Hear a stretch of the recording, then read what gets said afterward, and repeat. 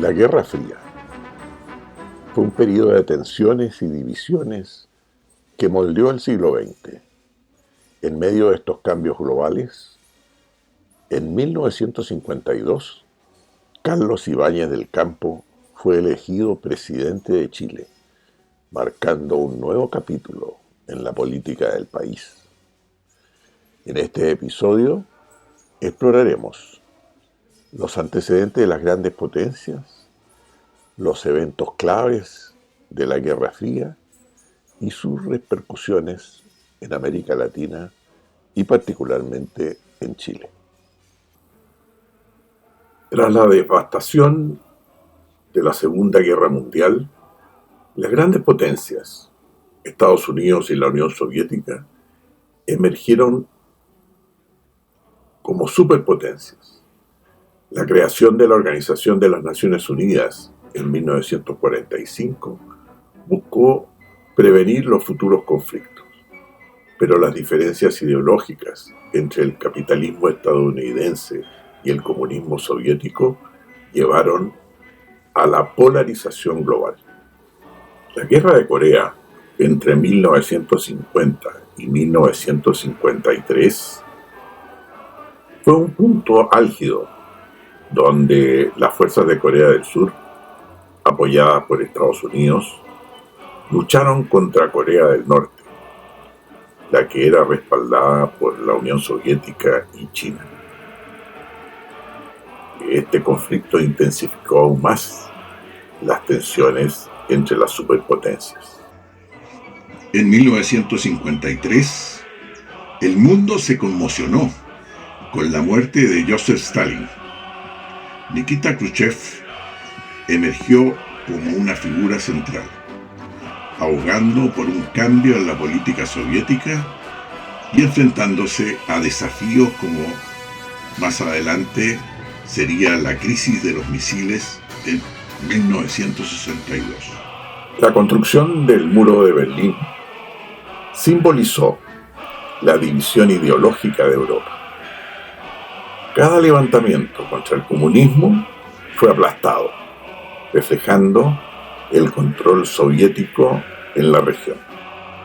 En Vietnam, la lucha por la independencia contra el colonialismo francés culminó en 1954 con la derrota en Dien Bien Phu.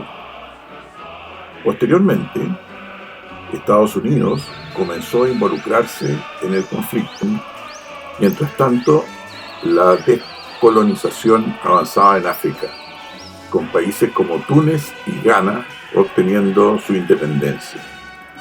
En Asia, India y Pakistán luchaban por Cachemira, y China y la India se enfrentaban en los Himalayas. En América Latina, la Revolución Cubana comenzaba con el fallido asalto al cuartel Moncada. Fidel Castro finalmente tomaría el poder en 1959, desafiando la influencia estadounidense. La década de 1950 estuvo marcada por una serie de golpes de Estado en América Latina, impulsados en parte por la influencia de Estados Unidos y el contexto de la Guerra Fría.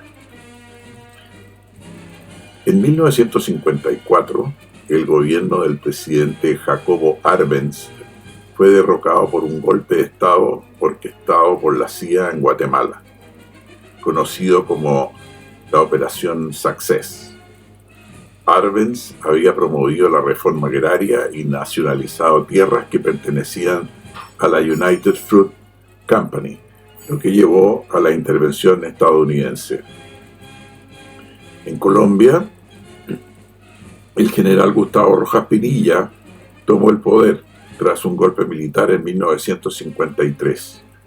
Su régimen populista buscó estabilizar al país, pero se enfrentó a la oposición y terminó siendo derrocado en 1957.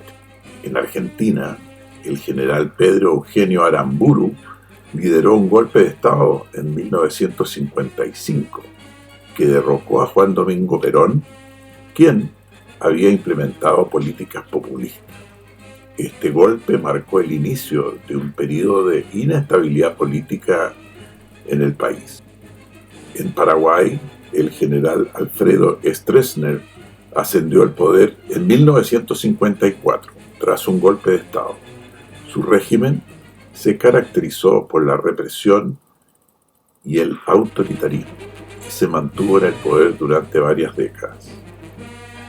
Mientras tanto, en Chile, las relaciones con Estados Unidos se fortalecían a través de iniciativas económicas como el nuevo trato sobre el cobre, que en realidad beneficiaba más a las empresas norteamericanas que al país. Carlos Ibáñez del Campo asumió la presidencia de Chile en noviembre de 1952, después de ganar las elecciones con el 46,79% de los votos. En esta contienda electoral, compitió contra Arturo Mate Larraín, candidato de los liberales y conservadores, Pedro Enrique Alfonso, del Radical, y apoyado por conservadores socialcristianos y la Falange Nacional, y contra Salvador Allende Gossens, del Partido Socialista de Chile, con el respaldo comunista. La victoria de Ibáñez fue ratificada rápidamente, gracias al apoyo de los partidos agrario laborista, socialista popular y diversas agrupaciones políticas menores. Sin embargo, su primer gabinete generó descontento. Incluyó a varias figuras políticas y militares que no lograron satisfacer a sus partidarios, conocidos como los septembristas. Entre los nombramientos destacados estaban el coronel Abdón Parra Ursúa en defensa, Arturo Olavarría Bravo en relaciones exteriores, Bautista Rossetti en Hacienda, un independiente cercano a Ibáñez, Clodomiro Almeida, ministro del Trabajo, un socialista que más tarde jugaría un papel importante en el futuro político de Chile. En 1953, el país recibió la visita de Juan Domingo Perón, presidente argentino, lo que generó tanto entusiasmo como críticas. A pesar de los debates, la gira fue un éxito, aunque muchos recordaban su tiempo como agregado militar en Chile entre 1936 y 1938, donde fue acusado de espionaje. La situación política se complicó y en 1954 el socialismo popular se unió al Partido Socialista, debilitando el apoyo original a Ibáñez. En respuesta, realizó varios cambios en su gabinete, nombrando a más militares en posiciones claves, incluyendo al general Abdón Parra en el Ministerio del Interior, al coronel Benjamín Videla en Obras Públicas, al coronel Tobías Barros Ortiz en Relaciones Exteriores. Además, Ibáñez rodeó su gobierno de leales exuniformados, como el capitán de fragata Carlos Freden, encargado de Corfo, el comodoro Arturo Merino Benítez como vicepresidente ejecutivo de LAN, el coronel Ernesto Wurtz, intendente del Palacio de la Moneda, el mayor Oscar Fenner en Economía y Relaciones Exteriores, el general Eduardo Yáñez en Obras Públicas y Trabajo, el vicealmirante Francisco Rián Orrego en Defensa e Interior, y varios otros. En este clima de tensión, el gobierno solicitó el retiro de varios generales, entre ellos el general Santiago de Arús Peña, quien era el comandante en jefe del ejército, junto a casi todos los generales. Designó como nuevo comandante en jefe al general Óscar Mesano Camino, quien había sido ascendido rápidamente. Carlos Ibáñez había regresado a la presidencia con la promesa de reformas destinadas a revitalizar el país. Sin embargo, el descontento surgía en diversos sectores, incluyendo las filas del ejército. En este contexto, se formó un grupo de oficiales conocido como la Línea Recta, cuyo objetivo principal era apoyar y garantizar la implementación de los planes de Ibáñez, que enfrentaban una fuerte oposición.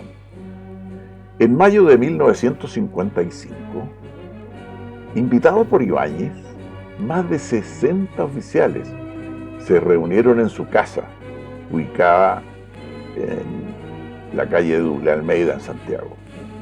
Aunque el encuentro se presentó inicialmente como una reunión social, pronto se convirtió en un espacio donde se discutieron las inquietudes y aspiraciones del ejército en relación con el gobierno.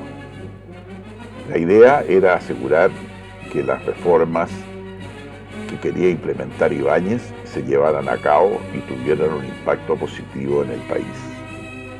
El general Ramón Salinas se destacó como una de las figuras centrales del movimiento.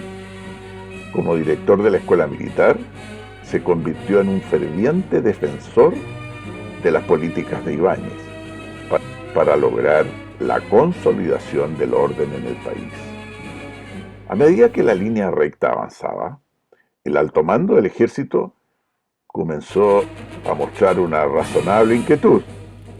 Algunos generales, incluido el comandante en jefe Enrique Franco Hidalgo, temían que el fervor de los oficiales pudiera interpretarse como una falta de lealtad a la institucionalidad militar, la que de hecho era vulnerada.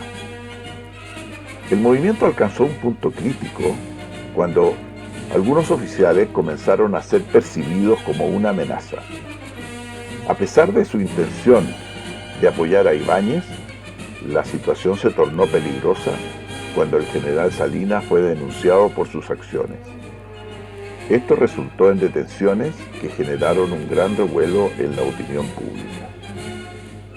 La represión del movimiento por parte del gobierno de Ibáñez, que se vio obligado a actuar a pesar de haber brindado su apoyo, tuvo un impacto significativo en la percepción pública del ejército.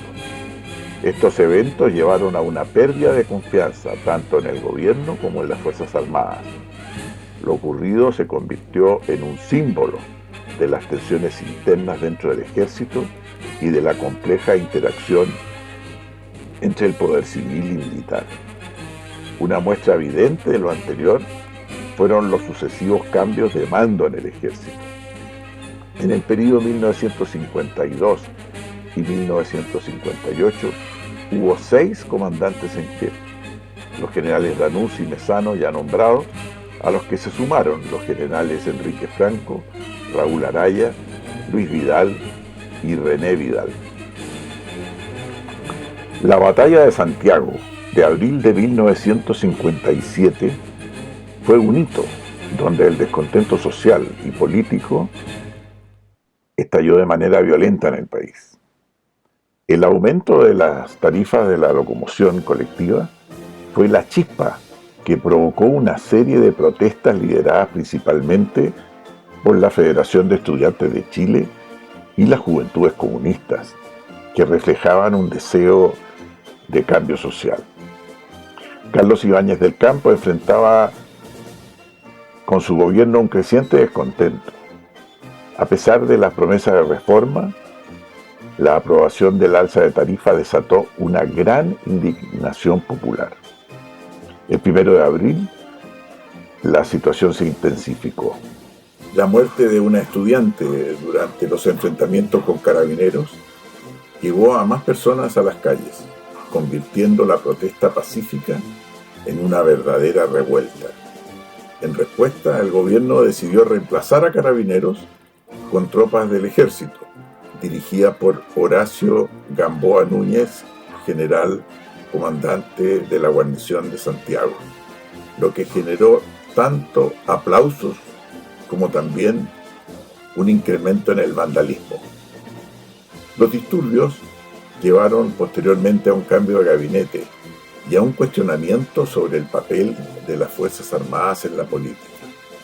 El general Adrián Barrientos fue reemplazado en defensa por el general Luis Vidal Vargas y el almirante Manuel Quintana, ministro de Educación, fue reemplazado por el general del aire Diego Barros Ortiz. La batalla de Santiago no solo evidenció la desconexión entre el gobierno y la población, sino que también sentó las bases para movimientos políticos más radicales en el futuro.